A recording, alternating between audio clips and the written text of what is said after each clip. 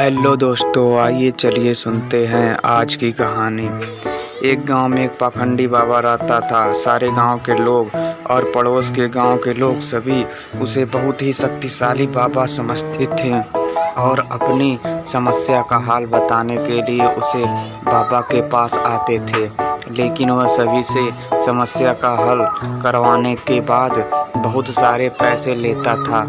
लेकिन सभी लोग बेचारे उसे बाबा को बातों में आकर उससे बहुत सारे पैसे देते थे।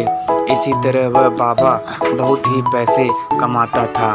बैठे बैठे एक दिन उसके पास एक पति पत्नी आए और उन्होंने बाबा से कहा कि हमारी शादी को बहुत साल हो चुके हैं, लेकिन हमारी कोई औलाद नहीं है।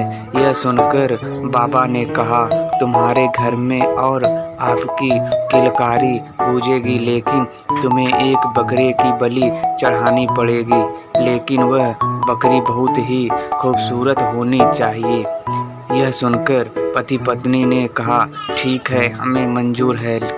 कि सुनकर बाबा ने कहा कि इसके लिए तुम्हें 1 लाख देने पड़ेंगे। वह पति पत्नी बाबा के 1 लाख दे देते हैं। फिर वह बाबा अपने 2 शिशु को बुलाते हैं और उनसे कहते हैं, यह लो 1 लाख रुपए और गांव में जाओ और एक खूबसूरत बकरी लेकर आओ बलि चढ़ाने के लिए। दोनों शिष्य पैसे लेते हैं और गांव में जाते हैं और गांव में वह बहुत जगह देखते हैं, लेकिन उन्हें खूबसूरत बकरी दिखाई नहीं देती है। तभी वह एक घर में जाते हैं जहां बहुत सारी बकरियां दिखाई देती हैं।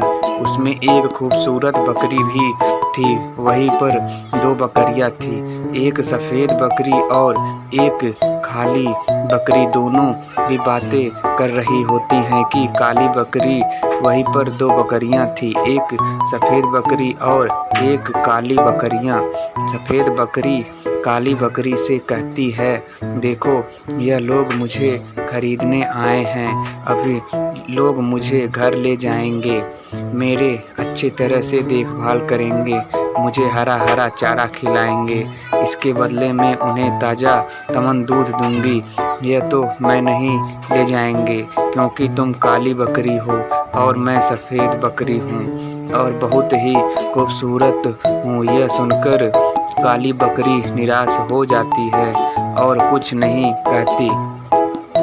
दोनों शिष्य सफ़ेद बकरी को खरीद लेते हैं, लेकिन तभी बकरी बेचने वाला कहता है, यह बकरी बहुत ही दूध देती है। यह सुनकर वह दोनों शिष्यों कहते हैं, हमें इसके दूध से कोई फर्क नहीं पड़ता है, क्योंकि हमें इसे बलि देने के लिए ले जा रहे हैं।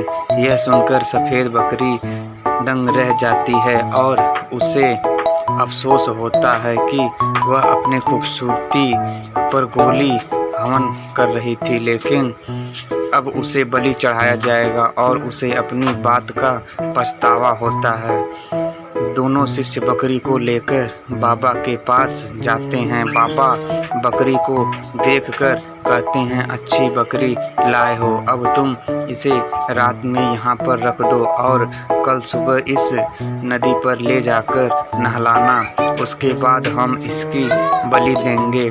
दोनों शिष्य बकरी को सुबह होते ही नदी पर नहलाने के लिए लेकर जाते हैं और अब बकरी कहती है कि मुझे कुछ न कुछ करना होगा, नहीं तो मेरी बलि चढ़ जाएगी। बकरीद दोनों शिष्यों को कहते हैं, तुम्हें पता है, मुझे एक रहस्य की बात पता है जो मैं तुम्हें नहीं बताऊंगी। यह सुनकर शिक्षक होते हैं, बताओ, हमें बताओ।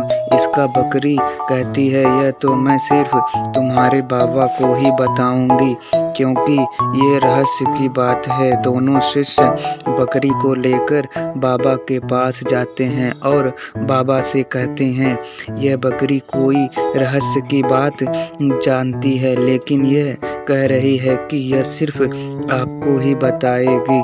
यह सुनकर बाबा कहते हैं, ठीक है, बताओ मुझे, तुम कौन से रहस्य की बात जानती हो।